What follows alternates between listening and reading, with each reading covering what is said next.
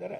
ಅದಲ್ದಿರ ಇವ್ರಿಗೆ ಅಂತ್ಯಕಾಲ ಬಂದಿದೆ. ಈ ಅಂತ್ಯಕಾಲಕ್ಕೆ ಜನಗಣಮನ ಹೇಳೋ ಪರಿಸ್ಥಿತಿ ಬರ್ತದೆ.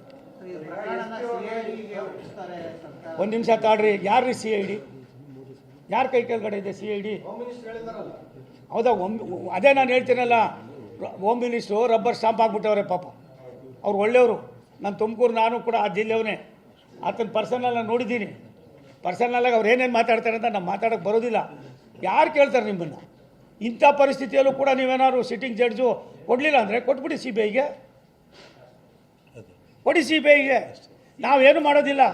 ಅದು ಬೇಡ, ಇಲ್ಲ ಯಾವುದು ಕೊಡಬೇಕು ಕೊಡಿ ಅನ್ನೋದು ಬಿಟ್ಟು ನಿಮ್ಮ ಕೈ ಕೆಳಗಡೆ ರಬ್ಬರ್ ಸ್ಟಾಂಪ್ ಏನು ಇಟ್ಕೊಂಡಿದ್ದೀರಿ? ಅವ್ರು ಮಾಡೋದ್ರಿಂದ ಏನಾಗೋದಿಲ್ಲ. ಇವತ್ತಿಂದಾನೇ ಜನಾರ್ದನ್ ರೆಡ್ಡಿಯವರು, ರಾಮುಲು ಅವರು ಇರ್ಬೋದು, ನಮ್ಮ ಪಕ್ಷದ ಕಾರ್ಯಕರ್ತರು ಇರ್ಬೋದು, ವಿಶೇಷವಾಗಿ ಜನಾರ್ದನ್ ರೆಡ್ಡಿ ಅವರಿಗೆ ರಕ್ಷಣೆ ಕೊಡಬೇಕಾಯ್ತದೆ.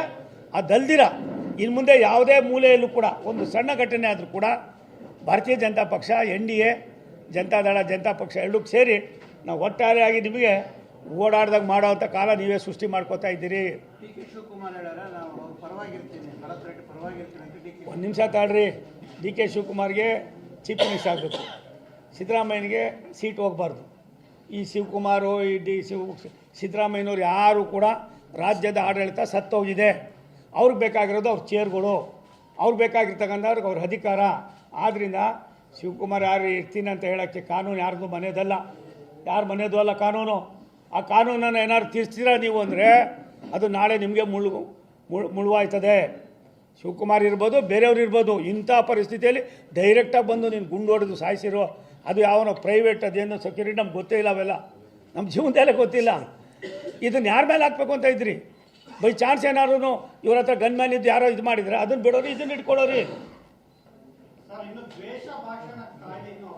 ಒಂದು ನಿಮಿಷ ತಾಳಿ. ಅಪ್ರೂವಲ್ ಆಗೋದು ಬೇರೆ ಸ್ವಾಮಿ. ಭಾಷಣ ಮಾಡಿದ್ರೆ 3 ದಿವಸ ಅಲ್ಲ ಕಾನೂನು ನಮ್ಮ ಅಲ್ಲಲ್ಲ. ಒಂದು ನಿಮಿಷ ತಾಳಿ. ಇಂಥ ಪಾಪದ ಕೆಲಸಗಳಿಗೆ ನಾನು ಯಾಕೆ ಅದನ್ನು ಉದಾಹರಣೆ ಕೊಟ್ಟೆ ಅಂದರೆ, ಅಪ್ರೂವ್ ಆಗಿಲ್ಲ, ಮತ್ತೊಂದಿಲ್ಲ, ನನಗೂ ಮಾಹಿತಿ ಇದೆ. ಆದರೆ ಇಷ್ಟು ದೊಡ್ಡ ಮನಸ್ಸು ನೀವು, ಎಲ್ಲರ ಜೀವ ರಕ್ಷಣೆ ಮಾಡೋದು ನಮ್ಮ ಆದ್ಯ ಕರ್ತವ್ಯ ಅಂತ ನೀವೇನು ಬಿಟ್ರಲ್ಲ ಒಂದು ಗಂಟೆಗಟ್ಟಲೆ. ನಿಮ್ಮ ಆದ್ಯತೆ ಏನು? ನಿಮ್ಮ ಮುಂದಿನ ಇದು ಚಿಂತನೆ ಏನು? ಅದಕ್ಕೋಸ್ಕರ ಅದು ಹೇಳಿದ್ದೀನಿ. ನನಗನ್ನಿಸ್ತದೆ ಇನ್ನೊಂದು 5 ನನಗೆ ಅವರಲ್ಲಿ ಏನೇನು ಇಲ್ಲರಿ, ಗೊಂದಲ ಕುಂತಿದೆ. ಯಾವುದೋ ಇಂಥದ್ದು ಒಂದೇ ಬಂದು ಬಂದು ಬಂದು ಅಲ್ಲೊಬ್ಬ ಇಲ್ಲೊಬ್ಬ ಮೆಟ್ಲಾಗಿ ಗಬ್ಬು ನಾತಾಗೋಯ್ತು. ಬಳ್ಳಾರಿ ಅಂತೂ ಇನ್ನೂ ಅಧ್ವಾನ ಆಯಿತು.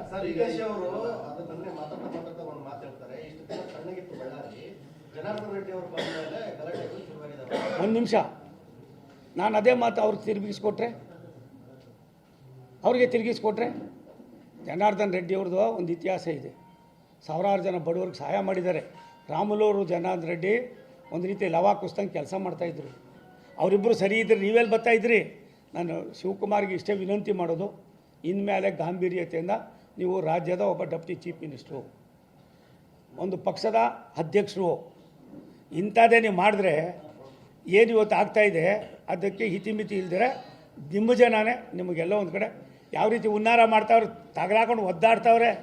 ನಾನು ಅದೇ ತಾಲೂಕಿನವನು, ನನಗೂ ಗೊತ್ತು ಏನು ಅಂತ ಅಂದ್ಬಿಟ್ಟು ಜಾಸ್ತಿ ಗೊತ್ತಿದೆ. ಅದನ್ನು ಜಾಸ್ತಿ ಮಾತಾಡೋಕ್ಕೆ ಹೋಗೋದಿಲ್ಲ. ನಾನು ಶಿವಕುಮಾರ್ ಅವ್ರಿಗೆ ಇಷ್ಟೇ ಹೇಳೋದು, ಇಂಥ ಪಾಪದ ಕೆಲಸಕ್ಕೆ ನೀವು ಕೈ ಹಾಕಿದ್ರೆ ನೀವು ನಂಬಿರೋ ದೇವ್ರುಗಳು ಕೂಡ ನಿಮ್ಮನ್ನು ಕೈ ಬಿಡ್ತಾರೆ. ಸುಲಭದ ಕೆಲಸ ಅಲ್ಲ ಇದು.